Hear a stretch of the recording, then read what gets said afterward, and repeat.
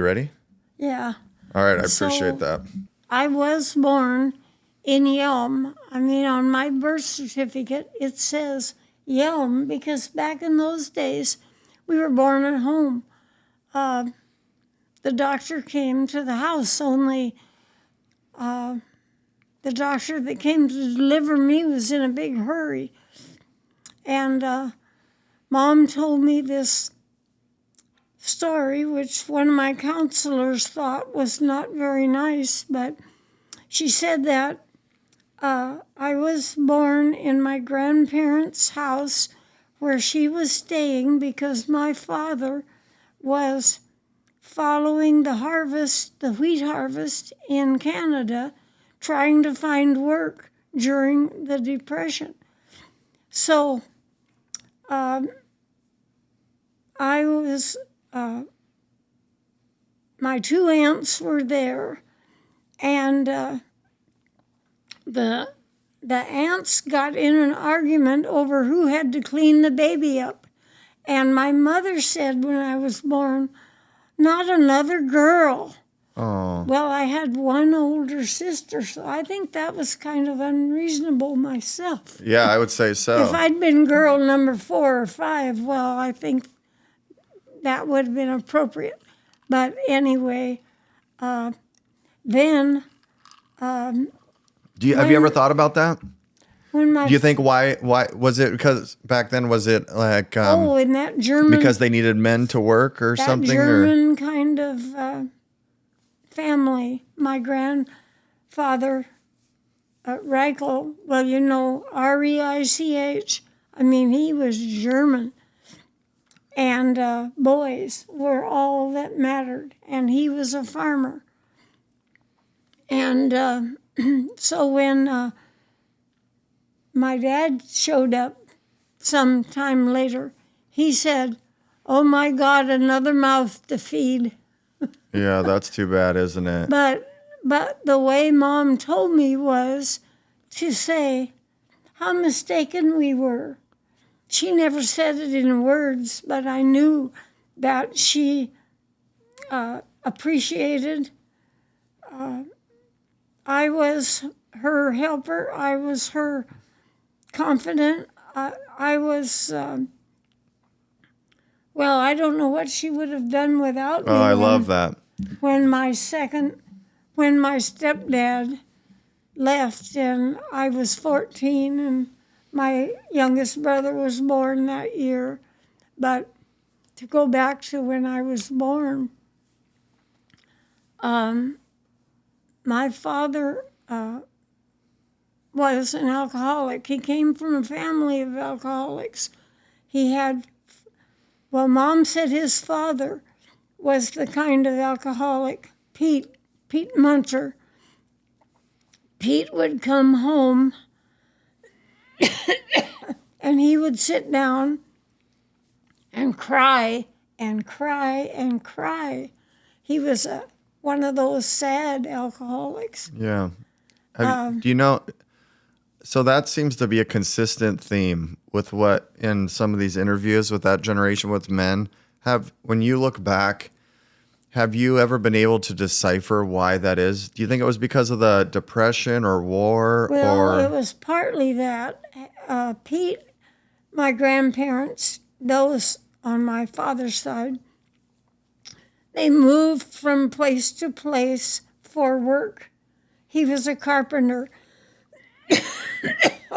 So, of course, he had to move where there was building going on.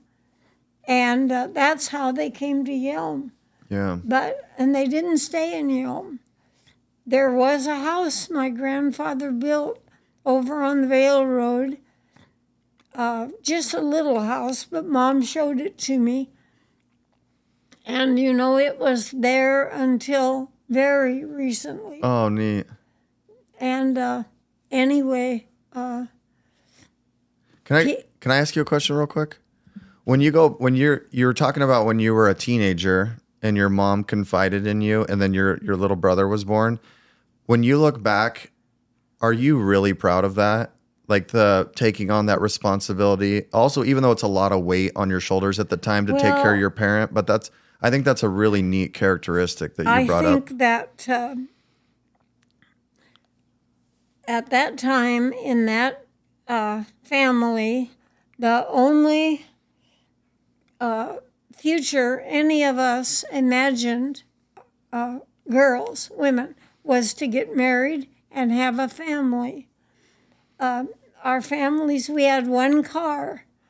The man of the family drove that car to work. And that was just normal. I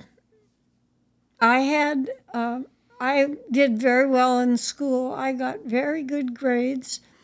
I was very competitive. I wanted to just not be a good student. I wanted to be the best student. Yeah. I didn't just want to be on the honor roll. I wanted to be the top name on the honor roll. The valedictorian. Yeah. And I had artistic talent, and I had bright red hair. My brother and I, my next younger brother, 2 years younger, he had bright red hair also. Yeah. We got it from our grandmother, our father's mother. However, our father, because he finally got, he left. They broke up. They kept separating and going back together, and separating and going back together, evidently. And I think prohibition and the depression had a lot to do with that, because, people quarrel when there's not enough money. Yeah. And they quarrel about how to spend it.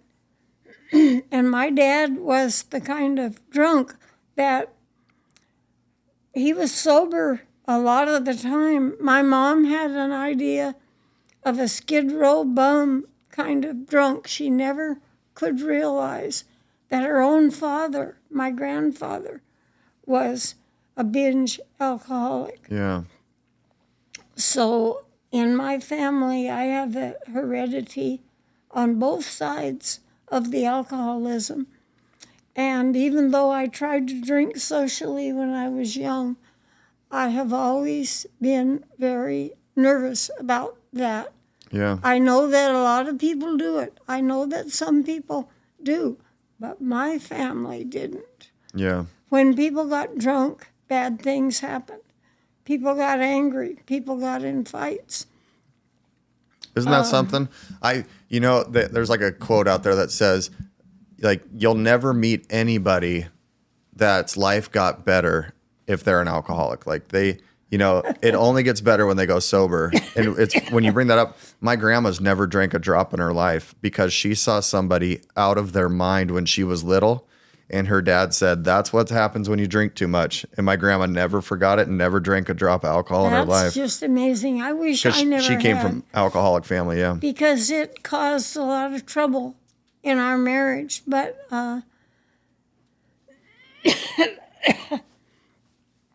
my dad worked. I was going to tell you what kind of a happy. Well, he was happy, and he also would get angry.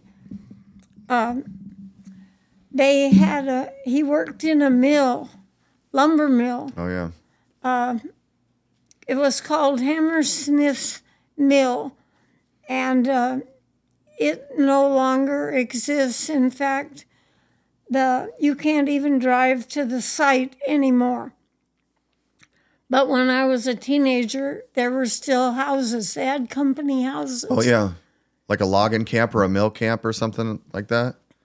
Well, these houses were 2-story. They looked kind of like farmhouses, and they were just perched around on a low hillside. And Mom said, this is where Hammersmith's Mill was. This was where we lived when we were first married. And she picked up granite dishpan, one of those old blue spotted things, and she picked that up out of the grass, and she started to cry. And I was about, maybe 8 years old. I think we must have lived in Yelm then. So I would have been 8 or 10. And I remember it because she cried, because I asked her what was wrong, and she just changed the subject. Yeah. But my dad, his little brothers went to the neighboring farmer's pond and went swimming in the pond, and the neighboring farmer kicked him out of there, told him to get out of his pond and not come back. And my father was a young man then, and he went over there and he threw that farmer in the pond. Oh, geez. And then he jumped in and rescued him because he couldn't swim. Oh. It was McMonagle's over there in Yelm. Of course, they're all gone now. Yeah. Would you say that you're very empathetic, or like you absorb people's feelings? Oh, definitely. Yeah. I wonder, because it seems like that's. In fact, I was telling Josie on the way here that my favorite uncle, my mother's younger brother, 4 years younger than my mother, died when I was a young married woman, maybe 25. I still cry if I try to tell people. Yeah. I'll probably cry just saying his name. Yeah. I've had counseling, and they said that's not normal. Well, don't listen to them. Let me tell you something. I cry in almost every movie, and people. You know what? The best thing is, it's not normal. That is the best part about it, is that there's something in you that I feel is so unique. Because I do that, and I can tell you because of things that happen to me, and I've been to counselors, and they're like, well, maybe it's because this. And I was like, you know what? The heck with you, because this is who I am. And people, now that I'm getting older, people admire it about me, because now I'm very open about it. Like when I go to a movie theater, like now, any Disney movie, I'm crying. And read a book. I think it's a great thing. I think that's a great quality. When you get older, yeah, it gets worse. I notice now that, I read all the time. I've always been a reader. And I read I read a book a day. I have to confess, I'm pretty lazy now. I don't work around the house. My daughter does nearly all the housework. And I read. Yeah. And that's a fair confession. I mean, you've put in your work. You know what I mean? Yeah. You get to read if you want to. I'll tell you, I worked hard when I was younger. Yeah. I'll tell you about it if we have time. Oh, yeah. My dad, another thing Mom told me he did, she said that when the train came through, the train would come through to take the lumber to the markets, and my dad would jump on that train with the engineers and the firemen, and he would give them a beer. Well, he would give them home brew because it was prohibition. Prohibition, yeah. Well, he might have had liquor too, I don't know. When he would ride that train to Centralia and get the next one and come back. And he just thought that was a big joke, and they enjoyed it too. Yeah. Oh, I wish I had a picture of that. But I wanted to tell you my first memory. I have really studied this. We had always a linoleum rug. It was patterned like a carpet. It had a border about so wide. They were brightly colored, blue usually with pink roses. And in my first memory, I am crawling along that border, and there's another baby or toddler ahead of me crawling, and that one has a diaper on. So I think we were pretty darn young. And I crawled along, and I came to a table. And I put this memory together later as I learned more about my family. A coffee table, I guess, and it had glasses and bottles on it. And I picked up one of those bottles and took a drink out. Well, it was beer. Oh, yeah. And I took a drink out of it, and I said, I don't like it. And these men sitting on the couch, I think there were 3 of them, but I don't remember really. One of them said, she sure don't take after you, Bob. Yeah.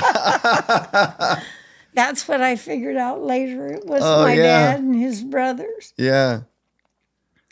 So another thing from my early childhood, I told you they kept splitting up and going back together. And I can't remember that because he left when I was 2 for good. So Mom said she was taking food out of the cupboards to put in a cardboard box to go on a picnic.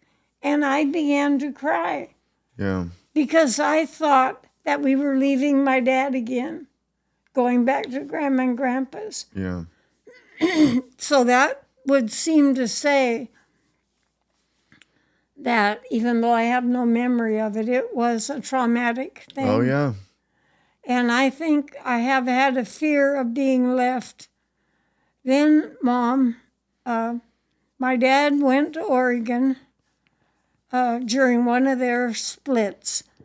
Mom had us 2 girls.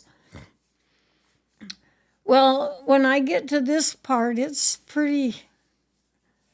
I think I'll go back to about my grandfather being...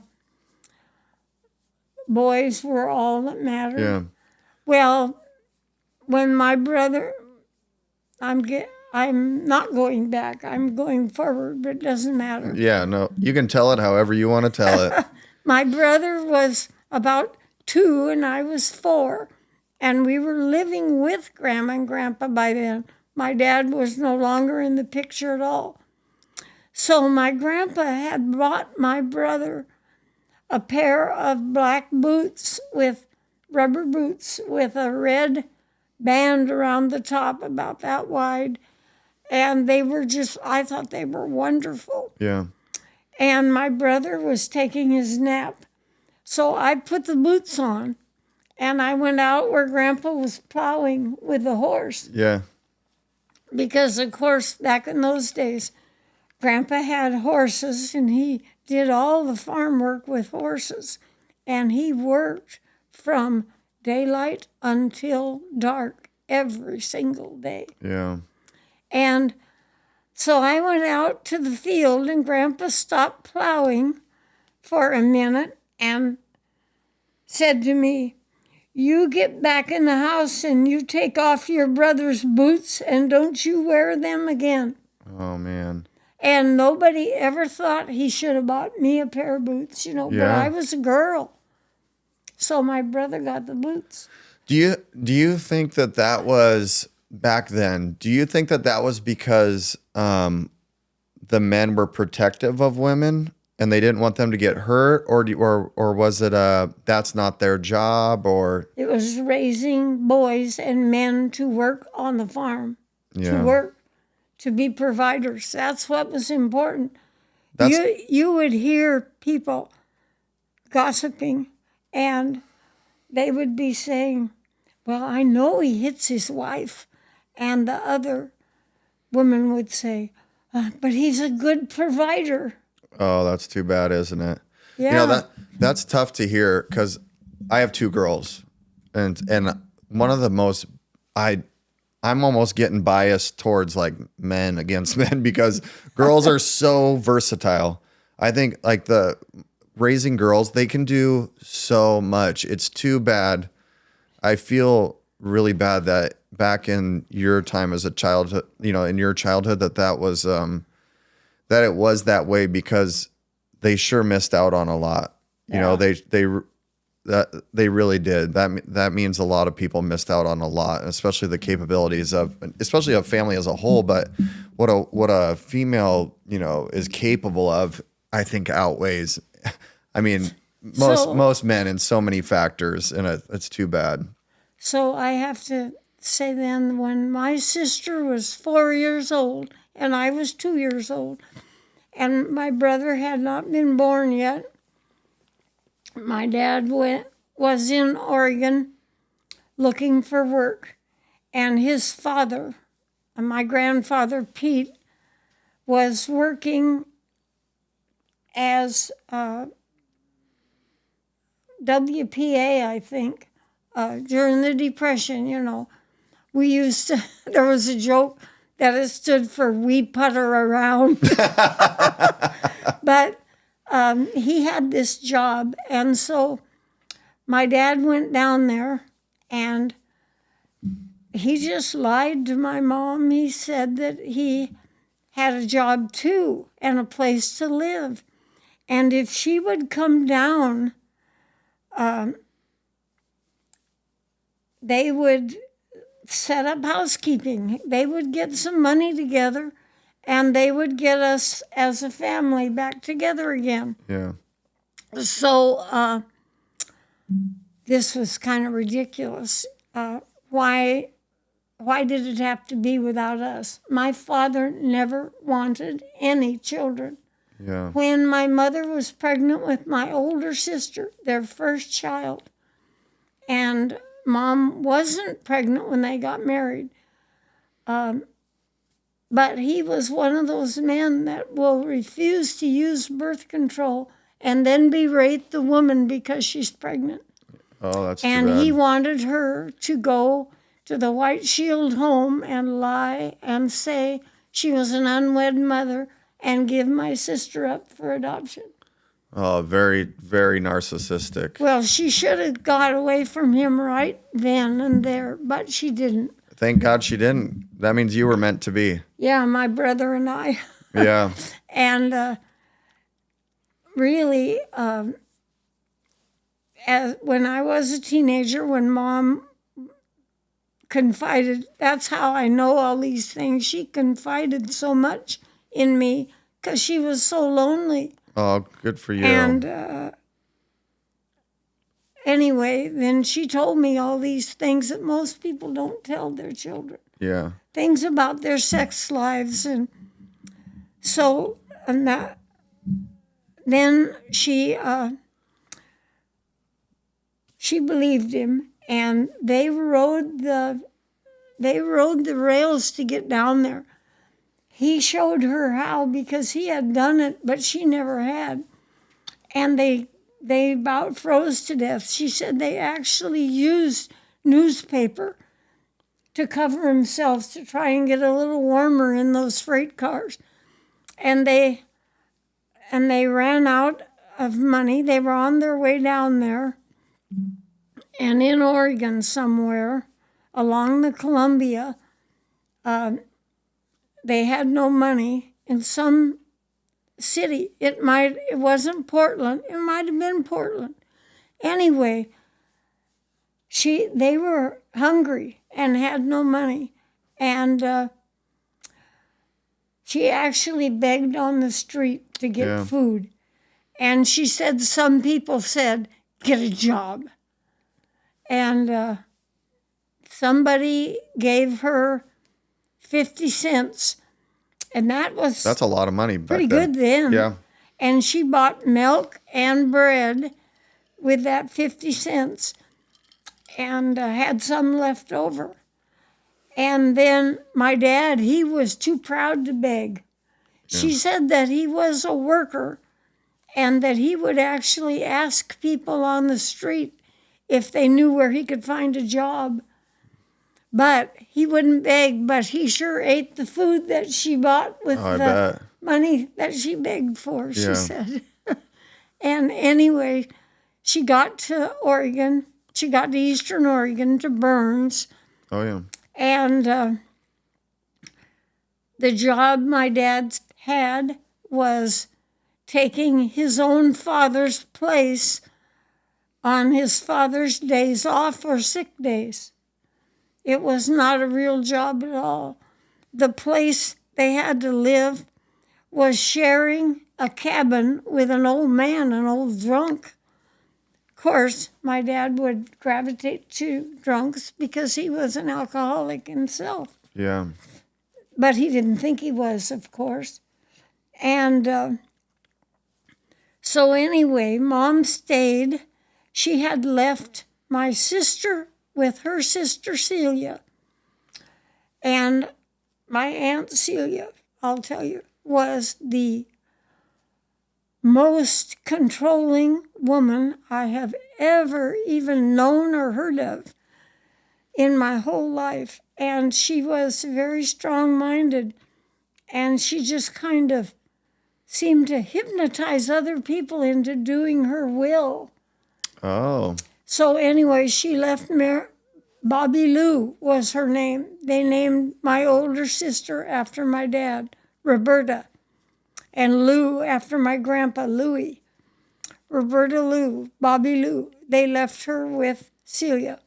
And they left me with Bob's sister, Edith, who also, it wasn't just the brothers that were alcoholics. And Edith was too. She was very particular about her house. And she was young then, and I don't think she was obviously drinking then.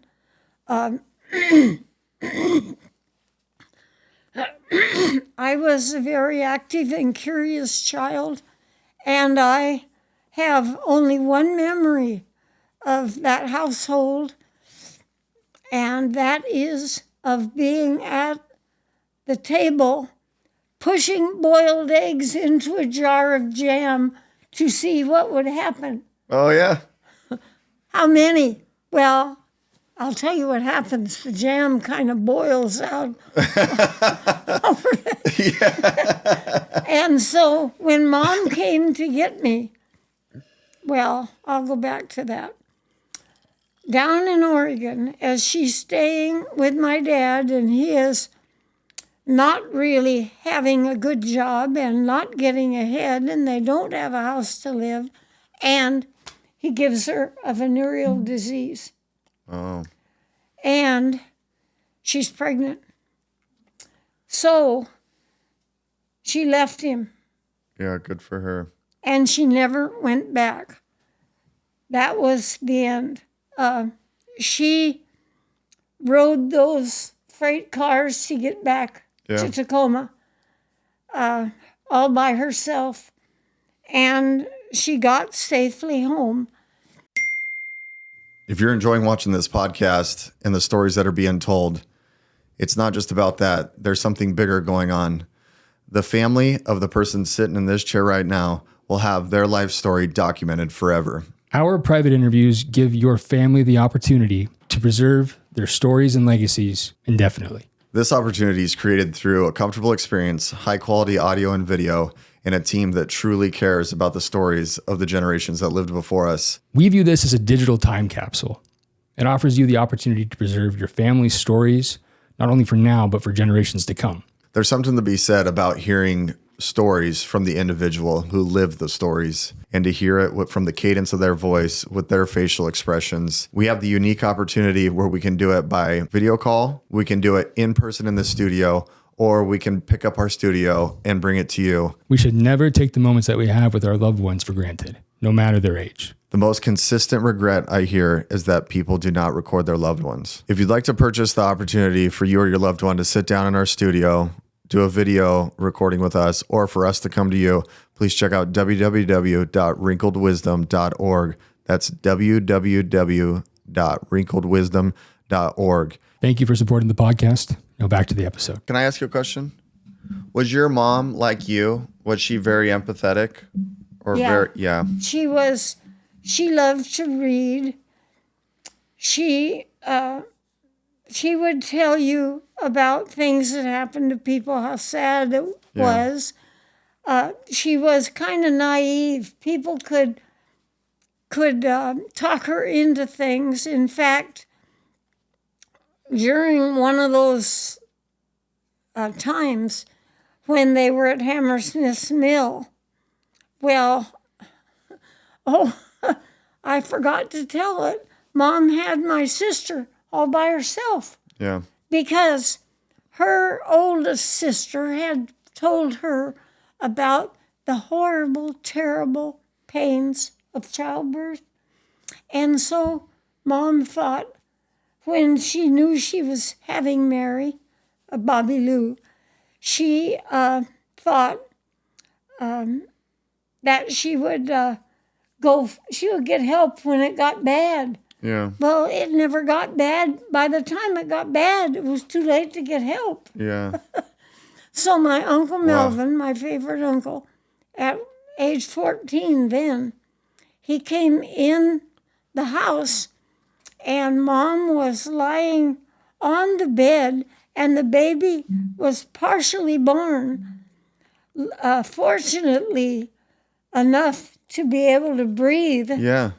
And cry. And Mom had got so shocked when she saw that she was having her baby all by herself that her labor just stopped. I mean, the baby its head was born, maybe its upper body, I don't know. But anyway, Uncle Melvin came in at that very moment, and Mom, of course, must have hollered at him what was happening, and maybe he saw. So the story is that he ran back down the hill to the boss's house, and the boss's wife was kind of an amateur midwife. Yeah.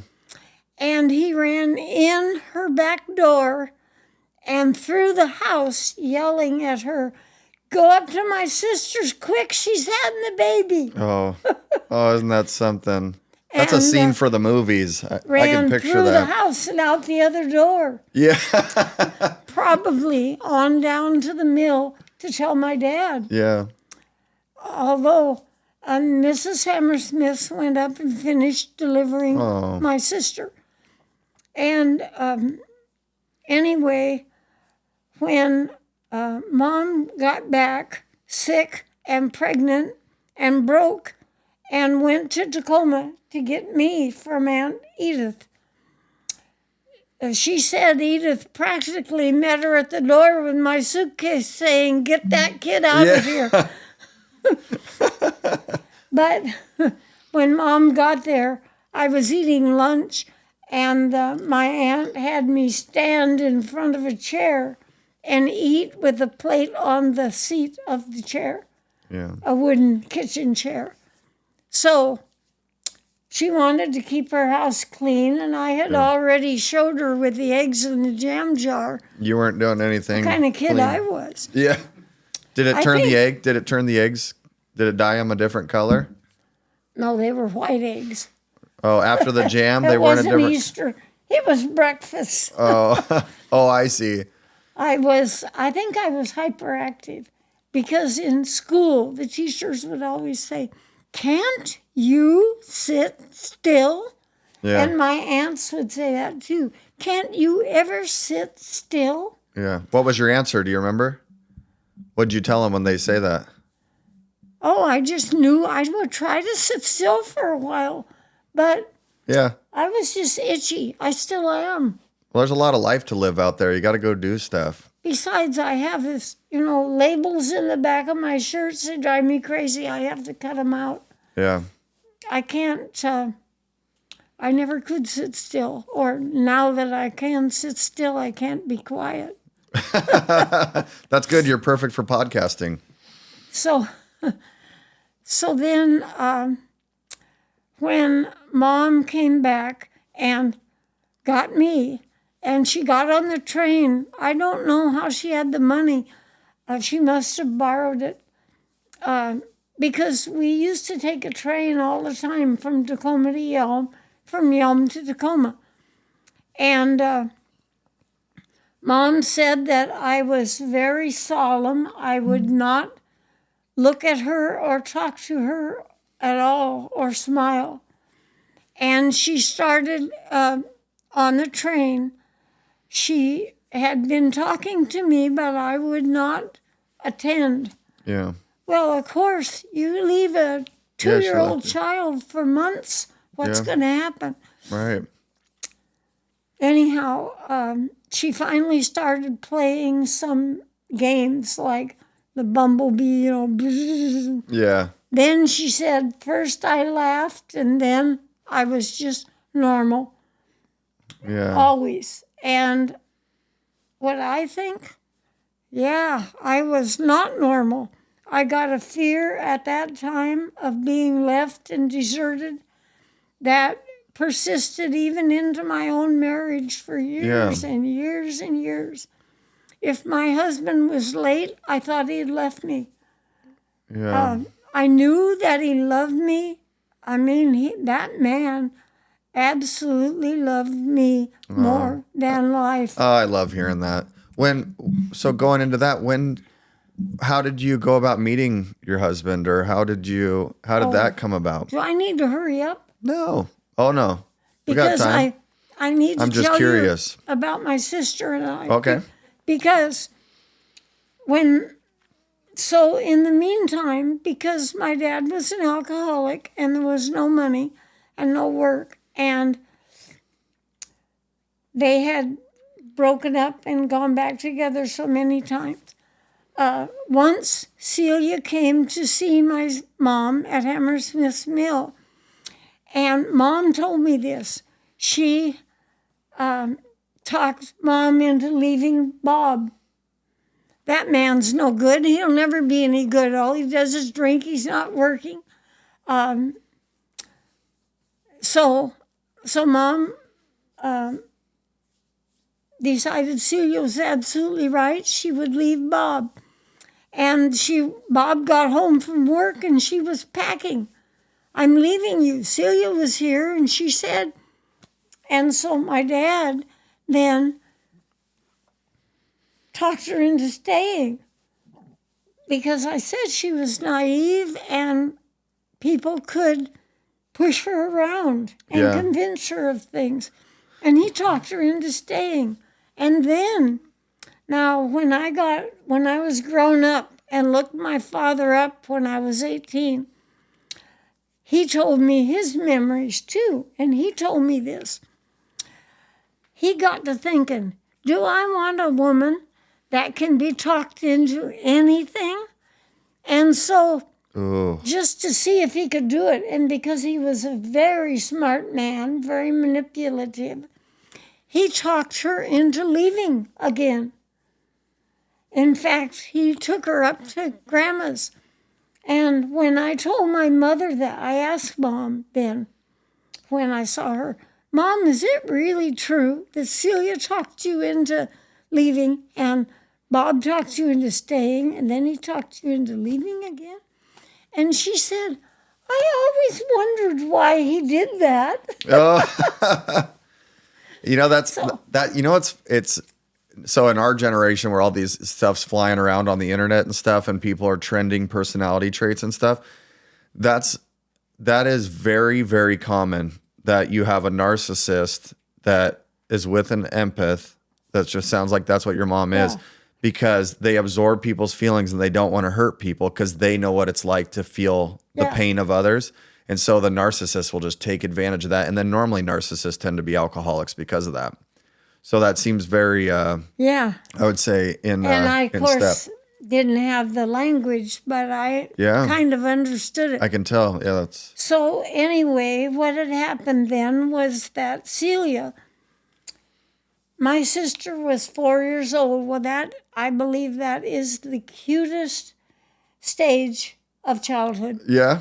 They're old enough, they still think you're wonderful. Hopefully. And they're old enough to talk to you, and they're toilet trained and they can feed themselves. And really, Celia got very attached to my sister, and the family got together and agreed that my sister would be better off to stay with Celia rather than Mom get her back, because what was Mom? A pregnant, sick, single mother. And of course, I didn't know about the gonorrhea until I was probably 25, 30 years old. Anyway, they used that against Mom. The family did. I mean, she wasn't just sick, just poor. She had a venereal disease. Right. And they couldn't cure it back then? Or it was just they didn't have medicines for it? She stayed with Grandma and Grandpa. And that's why she had me there. She was with Grandma and Grandpa when I was born. Yeah. Well, then, of course, Celia, I've got some letters that Celia wrote to Mom during this time that Celia had Bobby Lou, and she always called her Bobby then. She said, I know, she promised Mom she could see Bobby whenever she wanted. They would always be nearby. Well, Celia's husband was in the Navy. That's one of the big things, She had free medical care and money, an income. And so she wrote Mom all these letters making excuses why. Well, she had a cold last week. That's why we didn't bring her. And I'm sorry the ride fell through, but... Yeah. And then next thing you know, she took Bobby Lou and she moved to San Diego, California. Oh, wow. After the adoption was final. And she changed her name legally from Bobby Lou to Mary Louise. And my sister outgrew that cute baby stage and got to be a gawky kid with asthma. My aunt smoked like a fiend, but none of us connected it back in those days. Oh, yeah. Isn't that something? And so anyway, yeah, we were all that way. Yeah. Everybody smoked. Everybody. Right. My mom didn't smoke. She just never, she didn't drink much either. Socially, she tried to be a good mom. She was... yeah. You loved her, huh? Your mom? I certainly did. Yes, I can feel, I love that. I can just tell how much you adored her. She was neglectful when we were little. She used to, she would let us, we went the Easter egg hunt across Yellow Prairie, a mile or more away from home. I was 6 and he was 4, and she stayed home. And we went over there, and we had baskets.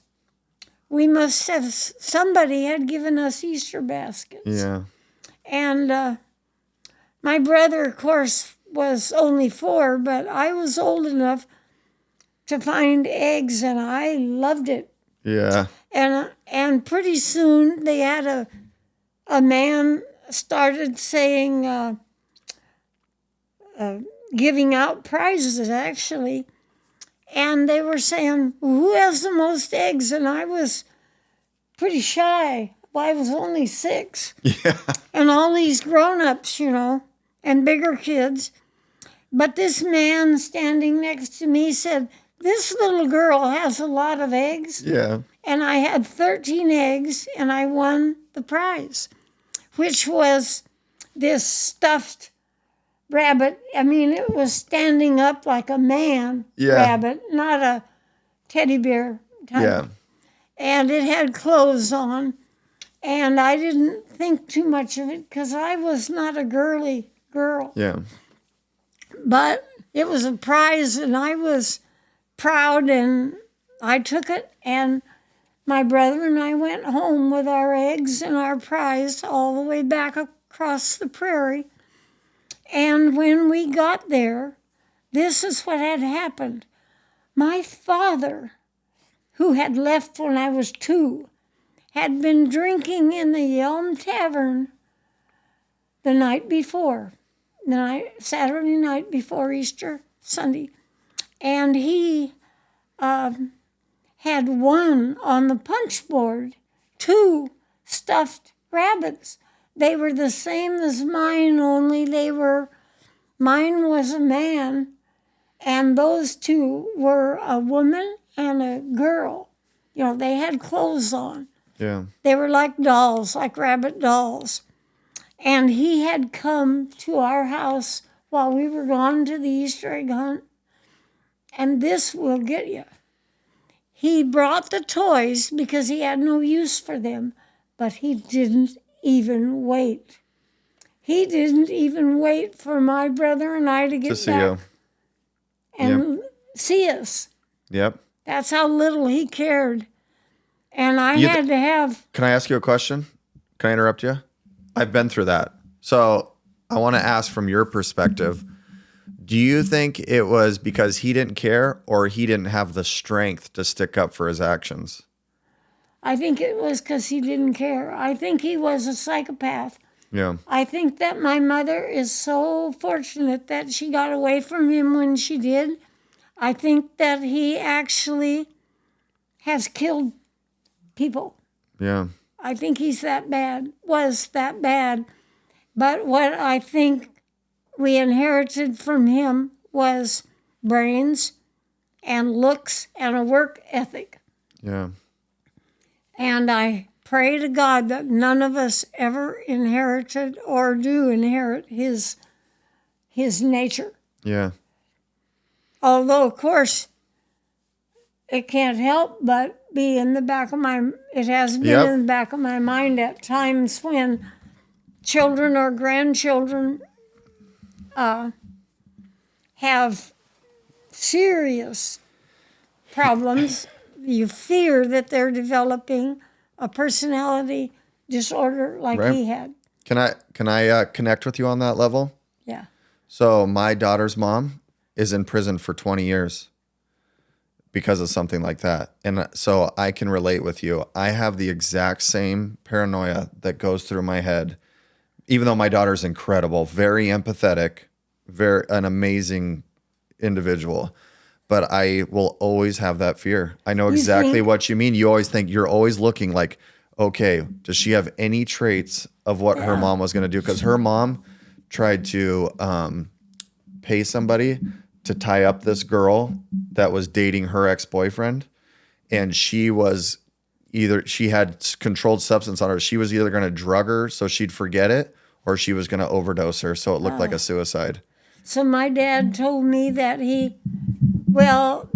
another thing back in the day, homosexuality was so horrible, so unspeakable, that people thought, they really felt that it was okay to victimize homosexuals. Mm-hmm. So that even I can remember not that many years ago, one of my aunts, by marriage, her nephew did murder an old man to get his money. But then he said that the old man was homosexual and had made advances to him, thinking that meant it was okay. Well, so my dad says that when he was bumming around looking for work, when he was about 16, he said, but I don't know how old he was really. He was in California, he was in LA. He said that this guy picked him up and had said that he had work for him. But when they got to his house, this man was, he said, an Indian from India with a turban. Mm-hmm. he said when they got there, the man made advances to Yeah. him. Well, then he said that he knocked this man unconscious. But you know what I think? I think he killed him. Oh, yeah? And anyway, he said, so they say that these people keep money in their turbans, and it's the truth, because he said that he unwound the man's turban and that it had money and it had $100 in it, which, of course, was a lot of money then. Yeah. So, It's wild because there's a lot of stories and documentaries out now where, I don't think it has anything to do with homosexuality. I think it has to do with there's something else going on in the brain that aligns racial them with that. prejudice. Well, I mean, because a lot of, look at the, what is it? John Wayne Gacy, right? That's his name? The killer clown. A lot of serial killers that also have like homosexual tendencies, they prey on like nomadic people or people that are running around trying to pick up work and stuff. When you look at documentaries of serial killers, and a lot of the times, a lot of people in that have gotten killed because of that. I mean, it's that. I wonder if that still happens as much to this day, but you're not the first person to tell me stories like that. Yeah. You and I can relate on multiple things. My dad was homosexual, and I think so what you're talking about, I have a really weird dynamic with that, because I always tell people, like, if homosexuality was okay, my dad would have never tried to be straight and I would have never lived. So I have this very weird dynamic, but my dad never functioned very well because of what you're talking about, where he wasn't accepted. And it's really sad. Like when he was dying, I was his dying wish, and I went and saw him. And let me tell you, it was one of the most humbling experiences of my life, because I knew, the whole time, and I hadn't seen him in 17 years, but he knew, because of the way he was, that I realized that he was, his act of leaving me alone, or I thought was like abandoning me on his deathbed. I realized that it was from empathy. I realized that he would not be able to provide for me what a father should be able to. And so I thanked him in his last final moments for leaving me alone. Yeah. But so it's very dynamic how you and I relate on a few things. That way, but my dad was like, I won't contact these people until they're old enough to help me. That's what he did. When he got in touch with me, well, I was 18, and my grandmother had somehow gotten my address, and she had written to me. She knew I had red hair like she did. Mm-hmm. And so I started writing to my grandmother, and she gave him my address. Well, actually, he stayed with her in the winter when he was not working, not logging. He moved to Oregon so he wouldn't have to support my brother and I. Yeah.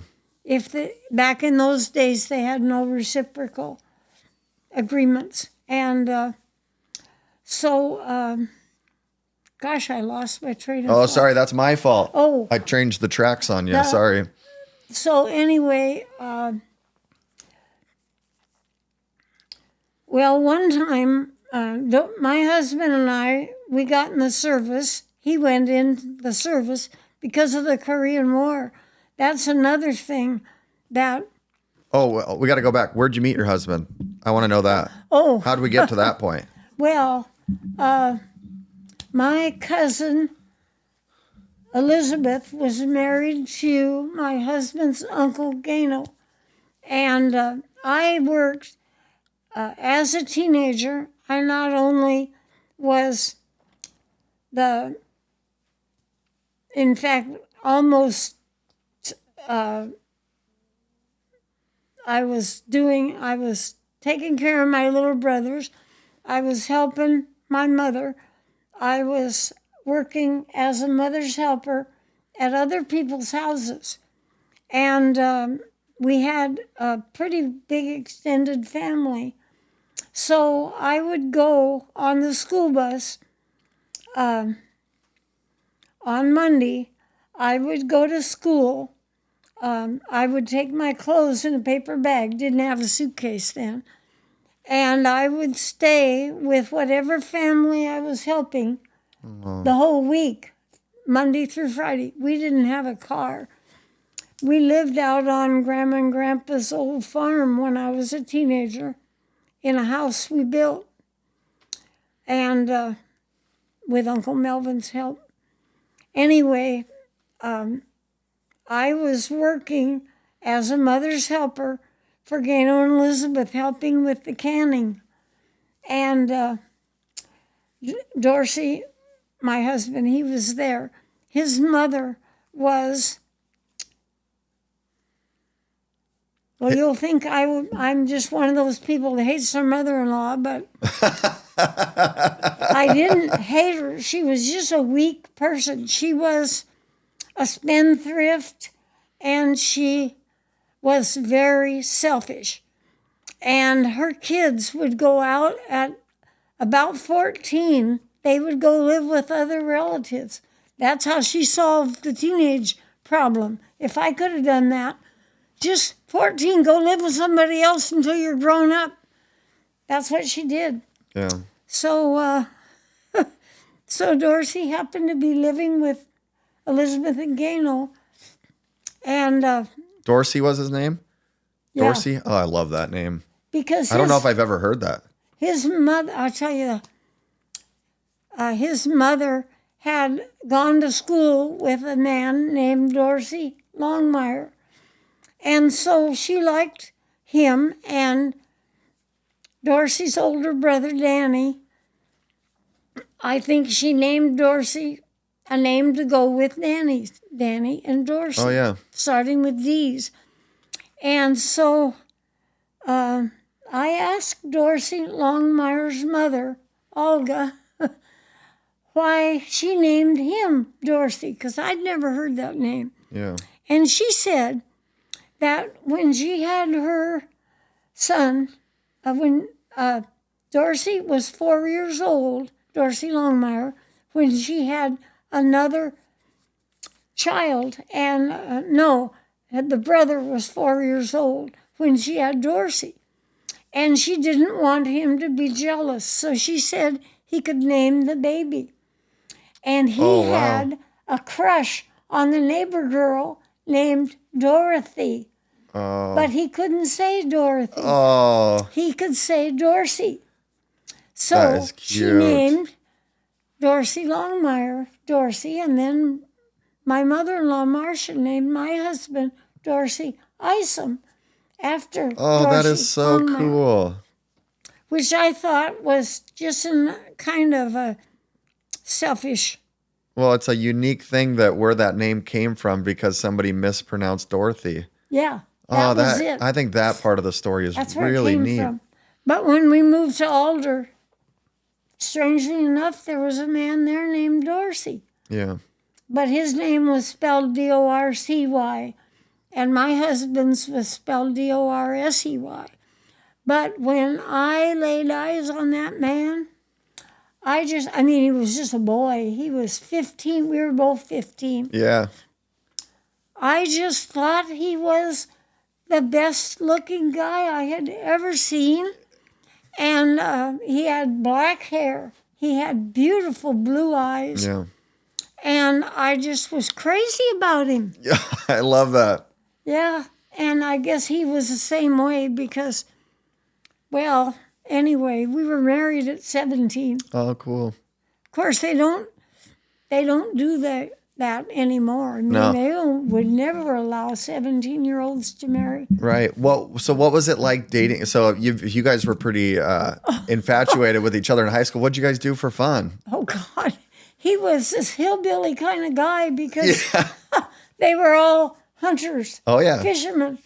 His mother's family. And his dad was a wonderful mechanic, and they were a lot of mechanics in that family.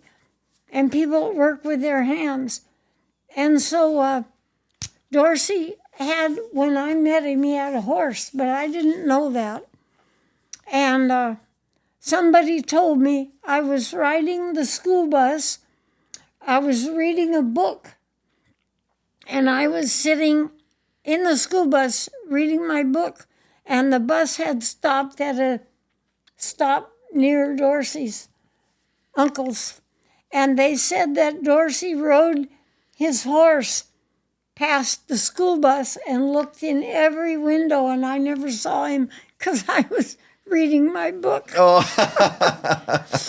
But he sold the horse, and he built himself a car. Oh, cool. The first one. It was a 28 Chevrolet. Oh, neat. It had no body. It had wood wheels, wood spoked wheels?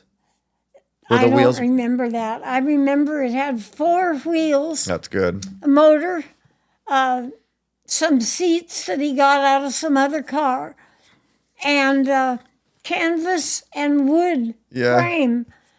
And it was like an engine-powered covered wagon, or what kind of? And every time we That's so went cool. out in it, I hope nobody from school would see me. Oh. And his idea of a date, this is our first date. Well, by that time, I was not working for Elizabeth and Gano anymore. I was working for my cousin Eleanor when she had Bud. You know, that old man that comes with the little dog to the reunions? Well, I was a mother's helper when he was born. Oh, that's so neat. And so anyway, actually our first date was that he got me to go with him to his Uncle Pep's welcome home party from Korea, from the war, because Pep, in that mud over there, and that cold, he got arthritis. Oh, arthritis. And they gave him a full medical discharge from the military. And his welcome home party, he was wearing his Army uniform. Dorsey's Uncle Pep was good looking like Dorsey was. Army uniform, young, happy to be home. And I went to the party with Dorsey. And he came, he had borrowed Swede's Jeep. Swede was still driving then. Swede was another uncle. He was a hermit. Okay. He gave up. Well, he was always driving, but he lived in the woods with a bunch of dogs. And anyway, he borrowed Swede's Jeep and came and got me. And he had these other girls with him. And one of them figured she was his girlfriend. She was a neighbor from Hoquiam, where his folks were living. Oh, okay. And he just ignored her and paid attention to me the whole night. And when he took me home, there were no other girls along. That's good. You must have been quite a catch. Have you ever seen, or did you ever read the books Anne of Green Gables or Anne of Avonlea? Yeah, read them all. Is that character you? The way you're telling your story seems so much like that character to me. Well, that's really neat. I don't know. She was a hyperactive little beautiful redheaded girl that was always involved in everything. And well, when I found out that I could draw pictures, you know what? I never could figure out, why couldn't everybody? It was so easy. Yeah. Lucky. Only, of course, they didn't, when I was 6 years old, they didn't look like I wanted them to look. Yeah. It took a long time. But between... Sorry, I took us off topic there, but I kept popping up in my head. The way you're telling your story, I'm picturing, because on Netflix, if you get a chance, do you watch Netflix? They put there's a series on there where they remade the Anne of Green Gables or Anne of Avonlea. You should watch it. I think you'll be like, it might take you back a little bit to some memories. Yeah. Like, yep, that's kind of like me. So, well... Wait, so the first day you went home with Dorsey after the party, or you guys left the party together and you were the only one. So what was that like? Did you feel like you won a competition or something? Like, what was the? Oh yeah, Yeah. I could tell that he didn't care anything about that other girl, and that he did care a lot about me. That's so And sweet. then after he sold his horse and got that old jalopy car, well, our first date there, I was home by then, and Mom was kind of shocked because I'd had a date or two, but nothing serious. And in fact, I went with one guy that he was just a drip. I don't know why I ever went with him, but he was going. Can you describe what was a drip? I've never A heard nerd. I love that. I'll tell you what this guy did. He was going to take me to the carnival, and that's why I went with him, because I wanted to go to the carnival so bad. And when we got there, he was already out of school working for the state, this guy was, and he had some money compared to Dorsey, Yeah. Well, that's before I met Dorsey. Anyway, Jimmy, his name was Jimmy Schreiner, and he stopped the car and got out, and he had to put nose drops in his nose. I mean, what teenage girl wants to go somewhere with a guy that has to put? Is that why you called him a drip? Because he would drip nose drops in? No, he already was. I'm using that term. He lived with his grandmother, and he just, we went on the rides and stuff, and he bought me things at the carnival. And when we got home to my house, he walked me up to my front door, and then he said, "May I kiss you?" And I was just horrified. I mean, that's what kind of a drip he was. I mean, I won't get over that. So I said, "I am not 16 yet." Yeah, that's a good answer. Well, back in those days, you really tried. You tried hard to get to be 16 before you were kissed. Yeah. And I was 15. I had never been kissed yet. And I wasn't about to bestow that on Jimmy Schreiner. Poor Jimmy the drip. I don't know whatever happened to him, where he ever ended up. Can we give him some credit? Was he a nice guy? He was. Yeah. He was upright. I mean, after all. He was no Dorsey, though.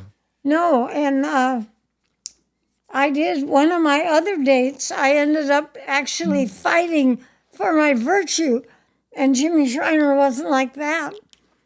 And the other guy, I made a big mistake there because we were at a dance. They used to have these country dances. Oh, yeah. And guys would ask to take you home. May I take you home? And it was kind of like a pre-date thing.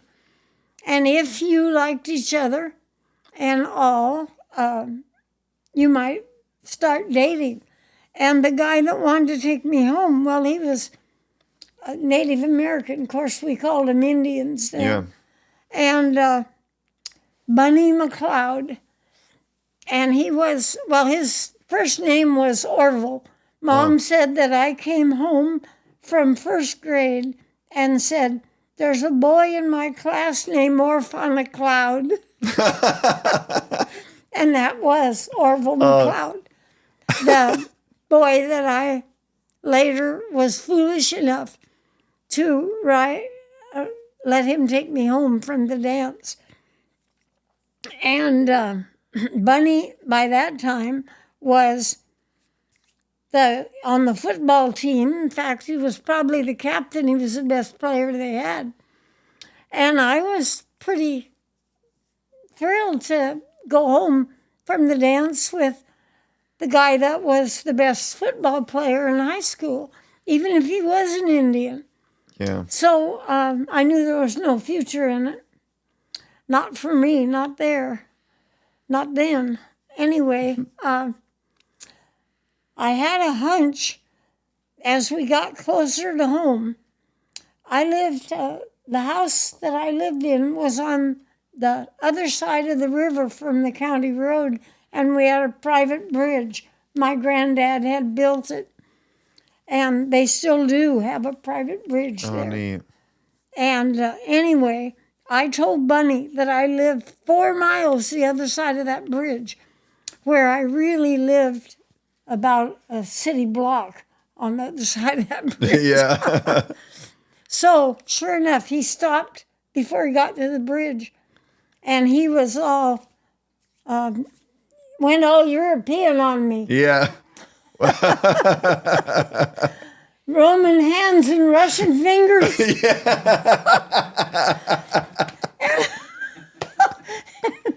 So I tried to get out of the car. Yeah. He had taken off the door handle over there. And I think it was a Model A. It wasn't much of a car. Anyway, when I found out I couldn't get out of the car, I was so frantic that I pushed him out of his side of the car. And his door must have been, maybe he opened it, I don't know. Anyway, I pushed him out of the car. I jumped out. With my feet on top of him. I mean, Yeah. I ran across that man, that boy, Maybe you should have played on the football team. and went home. Yeah.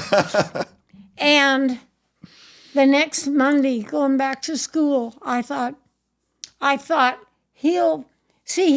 he was trying to talk me into it, he said, well, I dated Billy Rose Pullman and she did it.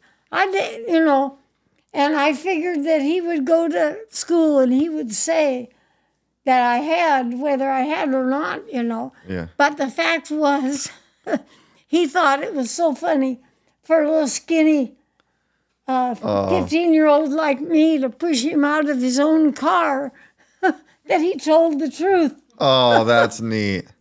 Yeah. So he must have been he had some part of a good character about him. He had a sense of humor anyway.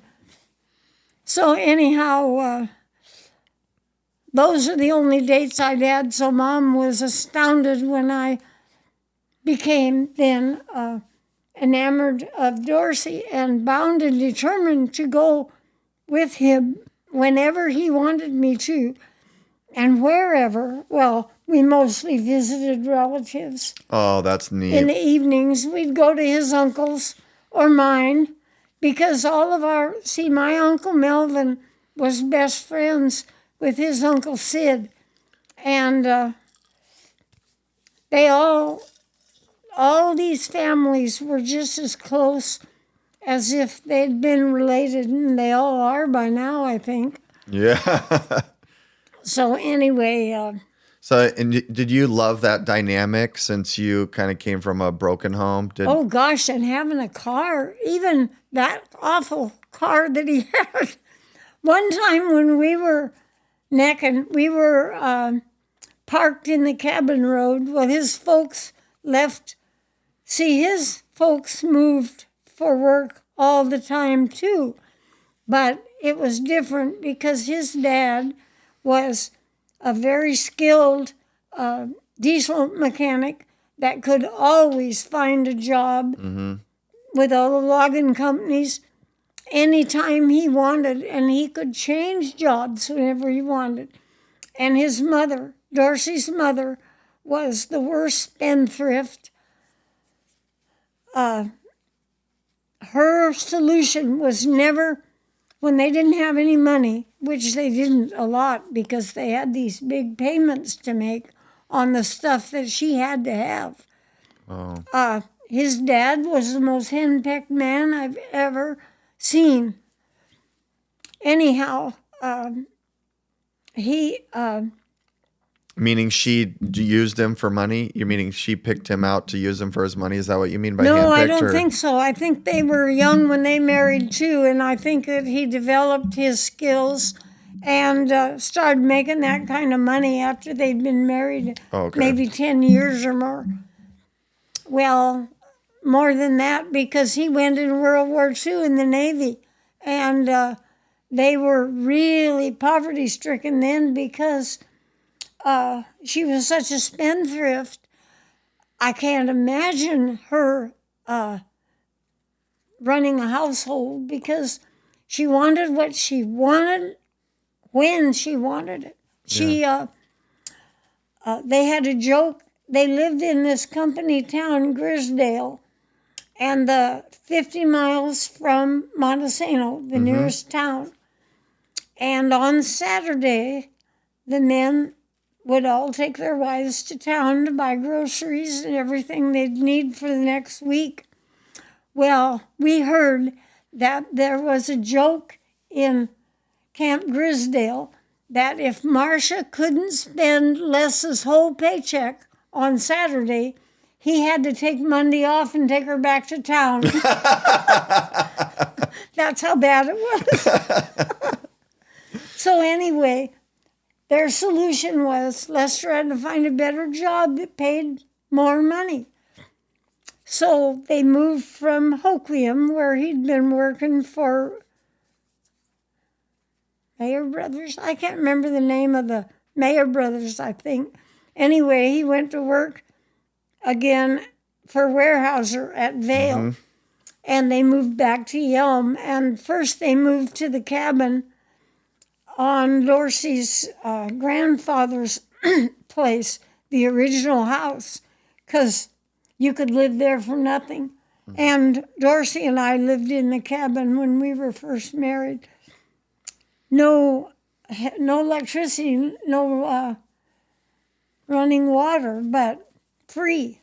Yeah. So we were parked on the road to the cabin. Dorsey and I were. We were smooching away. And this car with the wooden frame. And Dorsey smoked at that time. I should have made him quit, but I didn't know any better. Yeah. I was just a teenager. He would have quit for me then. If I would have said, I won't go with a boy that smokes, he would have quit, but I didn't know any better. So anyhow, this wood part of the car began to smolder. He must have dropped his cigarette butt in the car instead of on the road. And so he just,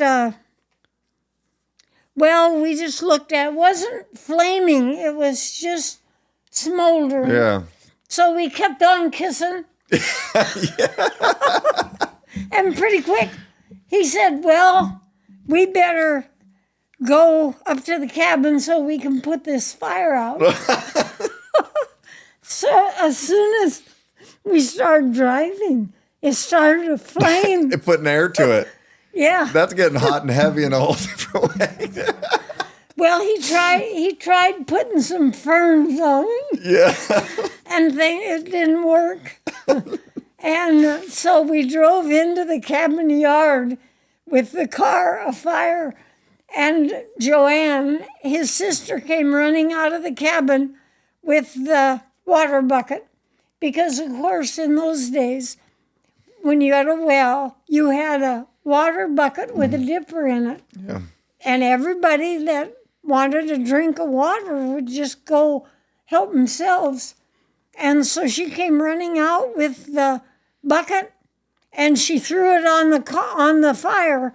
I remember with the dipper still. Dipper was still in it. Still in the bucket? Yeah. Yeah, because it was emergency, you know. Yeah. Well, they sure teased us about that. Because back then, if you said somebody was hot or they were really making out, hot, they were on a hot date, it meant the same thing it means now. Oh, that's funny. So, well,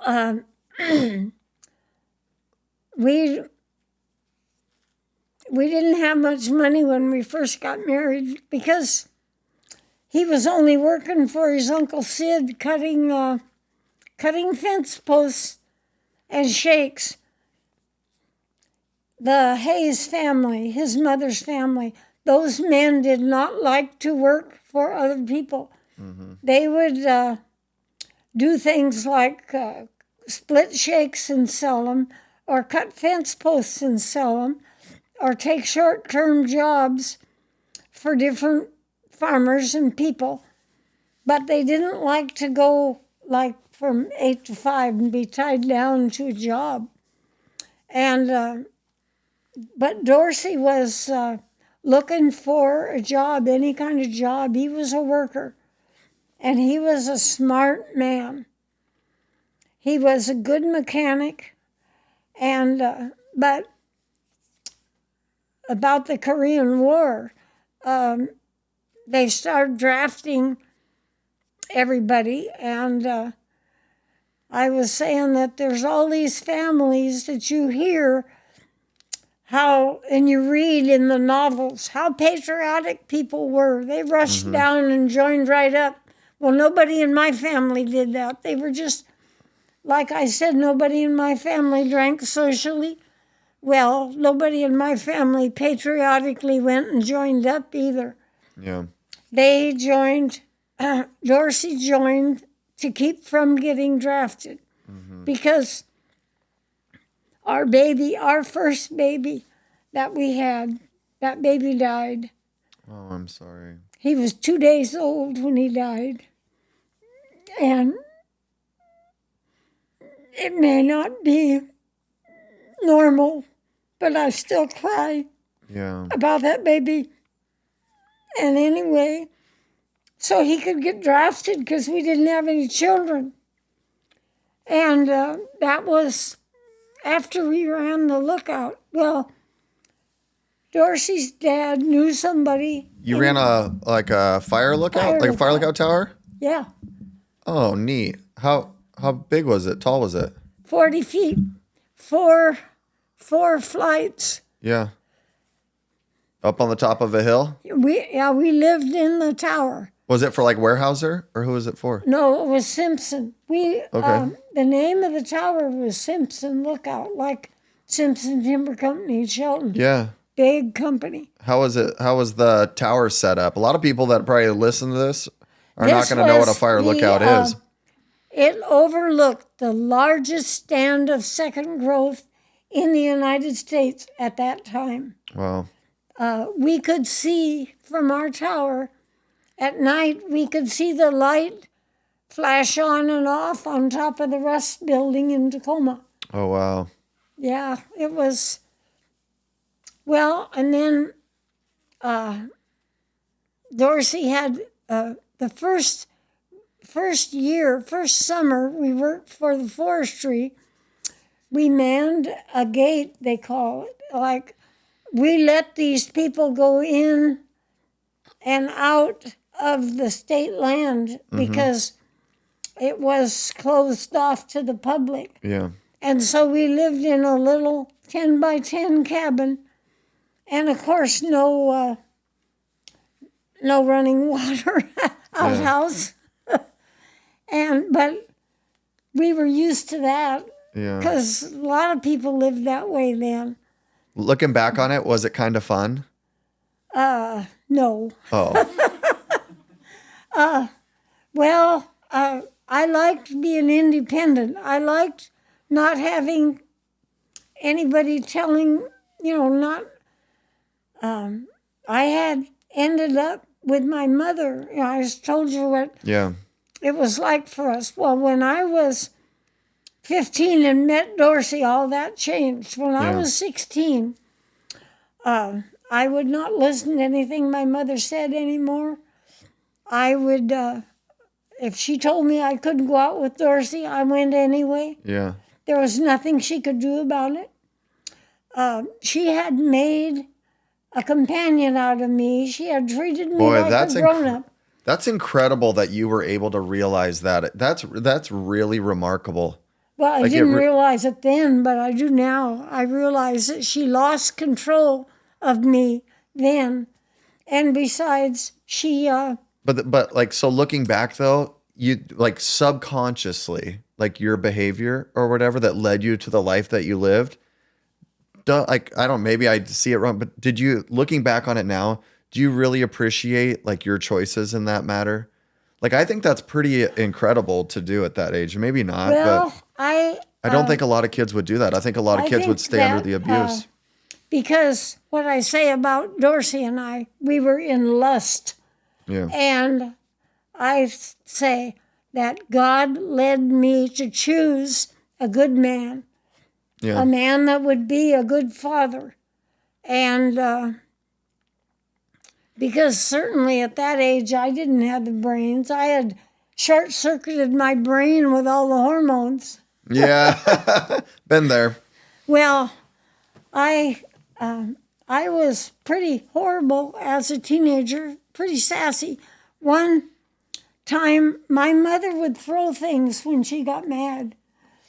And one time I was sitting on the couch, and she was standing over by the heating stove, by the wood box, and I was sassing her, and she threw a piece of stove wood at me. Only, I don't think, she didn't intend to hit me. And I said, well, you missed me. You don't have good aim at all. Why don't you try again? Yeah. And then one time at the breakfast table, I think I'd been out with Dorsey the night before, and I think she was scolding me, and I was sassing her. And I was sitting at the end of the table, and she was turning bacon with a fork, and she threw the fork at me. Well, the fork stuck in the door. Jeez. She really was mad that time. And years later, after I was grown, and got to be normal again, we were kidding Mom about that. Yeah. Mom, do you remember that time you threw that fork at me? Oh, I never did, she said. Yeah. You know the tine marks were still in the door? Yeah. That was kind of funny. Yeah.